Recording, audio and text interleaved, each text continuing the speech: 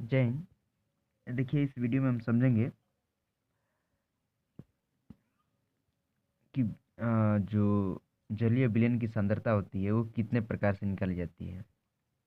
जैसे यहाँ क्वेश्चन देखिए दिया है कि किसी जलीय विलयन की सांद्रता को व्यक्त करने के लिए किसी एक विधि या मात्रक का उल्लेख कीजिए।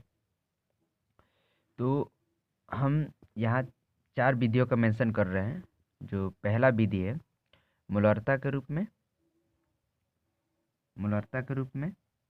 चाहे मोललता के रूप में। ध्यान दीजिए, यहाँ मोल जरूर लिखा है लेकिन रता यानी कि मोलरता है, यहाँ मोललता है। तीसरे विधि से आप सांद्रता ज्ञात कर सकते हैं, वो है मोल प्रभाज। और चौथी विधि है द्रव्यमान। हालांकि नॉर्मलता और भी चीज़ें हैं, बारी बारी से हम देखेंगे। फिलहाल हम इस वीडियो में समझेंगे मोलरता, यानी कि किसी विलयन की सांद्रता मोलरता के रूप में ज्ञात करनी हो तो कैसे करेंगे। तो पहले फोकस करते हैं डिफिनीशन यानी कि परिभाषा पे। तो देखिए, 1 लीटर विलयन में घुले विलेय पदार्थ के मोलों की संख्या को विलयन की मोलरता कहते हैं। 1 लीटर विलयन में घुले विलेय पदार्थ के मोलों की संख्या को विलयन की मोलरता कहते हैं। अब यहाँ ध्यान देने वाली बात यह है कि जब हम न्यूमेरिकल करेंगे तो यदि विलायक का जो आयतन होगा वो मिलीलीटर में दिया रहेगा, जनरली मिलीलीटर में दिया रहेगा, उसको हम करेंगे क्या कि 1000 से भाग दे देंगे। जब 1000 से भाग देंगे तो वो लीटर में चेंज हो जाएगा। अब देखिए, यदि ये परिभाषा आपको समझ में नहीं आ रहा है तो दूसरा तरीका देखिए। आप ये भी लिख सकते हैं, दूसरा देखिए। दूसरे शब्दों में, जब विलयन यानी कि खासकर जल में का आयतन 1 लीटर हो, यानी कि किसी विलयन में जो विलायक है उसका जो आयतन है वो 1 लीटर है, और ठीक उतने ही आयतन में यानी कि ठीक 1 ही लीटर में विलेय पदार्थ के मोलों की संख्या घोली गई हो तो इस सांद्रता को हम बोलेंगे मोलरता। यहाँ आप ध्यान दीजिए, ध्यान देने वाली बात यह है कि जो ताप है वो मोलरता को प्रभावित करता है, यानी कि ताप यदि बढ़ेगा या घटेगा तो उसका भी असर मोलरता पर पड़ता है। यहाँ देखिए, टेम्परेचर यदि हम बढ़ा रहे हैं यानी कि ताप यदि बढ़ाएंगे तो ठीक इसके विपरीत जो प्रॉपर्टी होगी यानी कि रिजल्ट वो मिलेगा कि टेम्परेचर यानी कि ताप बढ़ाएंगे तो मोलरिटी घटेगी। समझ में आ रहा है? इसका उल्टा भी समझिए कि यदि मोलरिटी घट रही है तो टेम्परेचर बढ़ रहा है। अब भैया, मोलरता का प्रतीक तो मोलरता को हम किससे प्रदर्शित करते हैं? तो मोलरता को हम कैपिटल M से प्रदर्शित करते हैं। और खास बात ध्यान दीजिए, जब भी अंकित प्रश्न हल करेंगे तो हल करने के बाद जो भी आंसर लिखना रहेगा तो उसके लास्ट में एम जरूर लगा देंगे, थोड़ा सा स्पेस देके। जैसे देखिए, मान लीजिए कि किसी क्वेश्चन को हमने हल किया तो आया 0.25 मोलरता, तो यहाँ हम लगा देंगे एम। एक मान लीजिए दूसरा कोई क्वेश्चन किए और उसका आंसर हमको मिला 0.556 मोलरता, तो ऐसे ही वगैरह। अब देखिए मोलरता के गणितीय सूत्र, इसका सूत्र क्या है? मोलरता बराबर होता है विलेय के मोलों की संख्या बटा विलयन का आयतन लीटर में। एक और मैं दिलचस्प बात बताऊं, आप चाहें तो तीसरा डिफिनेशन यहाँ भी दे सकते हैं। देखिए आप क्या दे सकते हैं, देखिए सूत्र यदि याद है तो परिभाषा आप दे सकते हैं, परिभाषा भी याद है तो सूत्र आप लिख सकते हैं। सुनिए, देखिए, विलेय के मोलों की संख्या, ये विलेय के मोलों की संख्या है और ये है विलयन का आयतन। तो हम, और ये जो बीच वाली लाइन है इसको बोलेंगे अनुपात। तो विलेय के मोलों की संख्या और विलयन के आयतन के अनुपात, वंस मोर, विलेय के मोलों की संख्या और विलयन के आयतन के अनुपात को मोलरता कहते हैं। ठीक, अब आइए, अब आगे बढ़ते हैं। देखिए, फिर देख लीजिए विलय के मोलों की संख्या बटा में विलयन का आयतन।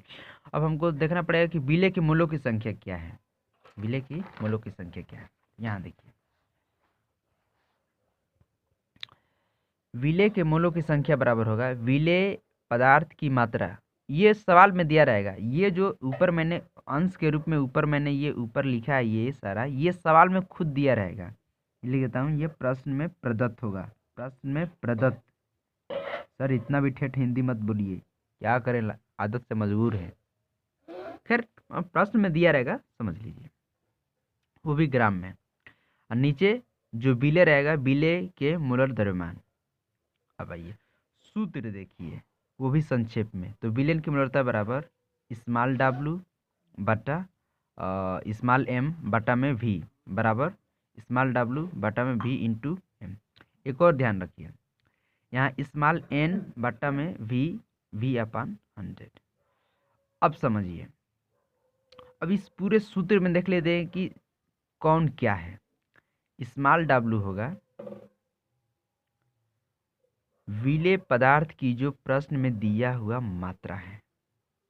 देख लीजिए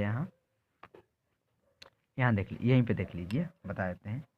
ये जो स्मॉल डब्लू होगा, स्मॉल डब्लू ये प्रश्न में दिया हुआ, अब देखिए स्मॉल एम मोलर द्रव्यमान होगा, स्मॉल एन मोलों की संख्या होगा। अब चलिए यहाँ एक मोलरता से संबंधित एक प्रश्न देख लेते हैं। ध्यान रहे, मैं लास्ट में थोड़ा रिवीजन भी करूँगा और एक क्वेश्चन भी दूंगा जिसका आपको आंसर भी देना रहेगा, ठीक है। ईमानदारी से देखिए, ट्राई जरूर कीजिएगा, आत्म अनुशासन बहुत ज़रूरी है। हम तो बैठे बैठे देखेंगे नहीं। चलिए देखिए एक बार और देख लीजिए, ये सूत्र मोलरता का सूत्र देख लीजिए, स्मॉल डब्लू बटा एम पूरे का बटा वी, या आप लिखिएगा स्मॉल एन बटा वी अभी में 1000 से भाग, चाहे ये इसको आप बखूबी याद रखिए, स्मॉल एन इंटू 1000 यानी कि 1000 बटा में वी। सवाल देखिए क्या है, एग्जाम्पल ले लीजिए। उस बिलियन की मोलरता की गणना कीजिए, यानी कि निकालिए, जिसमें यानी कि जिस बिलियन के अंदर 5 ग्राम NaOH जिसका नाम है सोडियम हाइड्रोक्साइड 450 ml में घोला गया है, तो बताएंगे। तो देखिए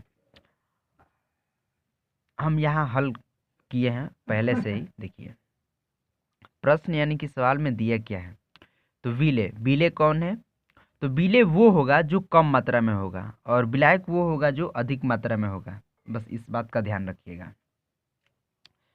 हालांकि हर जानकारी यहाँ हम नहीं दे पाएंगे। देखिए तो विलेय यानी कि विलेय कौन है, NaOH है। तो सोडियम हाइड्रोक्साइड की जो मात्रा यानी कि स्मॉल डब्लू है वो 5 ग्राम है।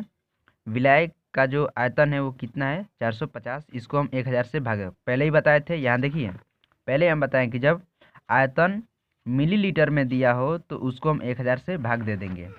बाकायदा हमने 1000 से भाग दे दिया है। अब आइए बिलियन की मोलरता हमको निकालना है, जिसका मैंने क्वेश्चन मार्क लगा दिया है। अब देखिए विलेय यानी कि जो सोडियम हाइड्रोक्साइड है उसका मोलर द्रव्यमान निकालेंगे। मोलर द्रव्यमान कैसे निकालते हैं, तो देखिए यहाँ सोडियम का परमाणु भार कितना होता है, 23। बहुत खूब, 23 लिख दिए। चूंकि सोडियम इस पूरे यौगिक में है कितना, 1 है, तो 23 गुणे 1 प्लस इसमें ऑक्सीजन है। ऑक्सीजन का परमाणु भार कितना होता है, 16, और ऑक्सीजन की परमाणु की संख्या कितनी है, 1, तो 16 गुणे 1 प्लस H यानी कि हाइड्रोजन। हाइड्रोजन का परमाणु भार 1 और हाइड्रोजन है कितना, तो 1। तो इस तरह आप देखिए ओवरऑल यदि बात करें यानी कि टोटल बात करेंगे तो हल करके आएगा 40 ग्राम प्रति मोल। अब भैया विलेय यानी कि NaOH के मोलों की संख्या यानी कि स्मॉल n बराबर क्या करेंगे, स्मॉल n बराबर होगा स्मॉल डब्लू बटा में स्मॉल m। स्मॉल डब्लू दिया है 5 और कैपिटल स्मॉल m दिया है 40। अब भैया विलेयन की मोलरता निकालेंगे तो स्मॉल n बटा में v। अब देखिए, चूंकि इसमें 1000 से भाग भी देना है तो n का मान आ गया कितना, 5/40, बटा में v कितना है, 450 है, उसमें 1000 से भाग दे दिए हैं। तो इसको जब हम हल करेंगे तो हमारा आएगा 0.278 मोलरता। अतः हम कह सकते हैं कि जो हमारा विलयन है उसकी जो सांद्रता मोलरता के रूप में आएगी वो आएगी 0.278। ओके, अब चलिए फटाफट थोड़ा रिवीजन कर लेते हैं, फिर से देखिए। स्क्रीनशॉट यदि लेना हो तो आप ले सकते हैं, हमने रोक दिया है। देखिए, 1 लीटर विलयन में घुले विलेय पदार्थ के मोलों की संख्या मोलरता कहलाती है। या आप दूसरे शब्दों में कह सकते हैं, आप कह सकते हैं कि इधर विलेय के मोलों की संख्या और विलयन के आयतन के अनुपात को हम बोलते हैं मोलरता। ओके, अब देखिए, मोलरता को हम कैपिटल M से प्रदर्शित करते हैं। इसके बाद से इसका सूत्र देख ले, विलयन का जो मोलरता का सूत्र क्या है, तो ये लास्ट वाला बस याद रखिए, छोड़िए सब पूरा। वैसे स्क्रीनशॉट ले लीजिएगा, स्मॉल n इंटू 1000 बटा में v। अब चलिए फटाफट कुछ हम यहाँ न्यूमेरिकल दे रहे हैं और आप ट्राई ज़रूर कीजिए। देखिए, पहला है, आप इसका स्क्रीनशॉट ले लीजिएगा। ये मैंने ऑलरेडी हल कर चुका है, देखिए, जो कि आया था आंसर 2.78 मोलरता। ध्यान दीजिएगा, आंसर लगभग में ज़रूर आएगा, तो उससे आप घबराइएगा नहीं। केमिस्ट्री में आंसर लगभग ही आता है, एक्यूरेट आ नहीं पाता है, लगभग ही आता है। फिर भी ये पहला क्वेश्चन देख लीजिए, इसका नीचे मैंने आंसर लिख रखा है, ठीक है। अगर आपको इधर उधर आएगा आंसर तो समझिएगा कि आप कहीं ना कहीं गड़बड़ किए हैं। ये तीसरा क्वेश्चन रहा। ये चौथा क्वेश्चन, ध्यान दीजिए, चौथे क्वेश्चन में यहाँ 2.0 मोलरता है। पांचवा क्वेश्चन ये रहा और ये रहा। ओवरऑल एक बार और ऐसे देख लीजिए, और इन सब को आंसर जब आप हल कर लीजिएगा तो बताइएगा कमेंट के रूप में कि हाँ हल हो गया है। अगले वीडियो में हम इसका आंसर हम डाल देंगे। फिलहाल जय हिंद।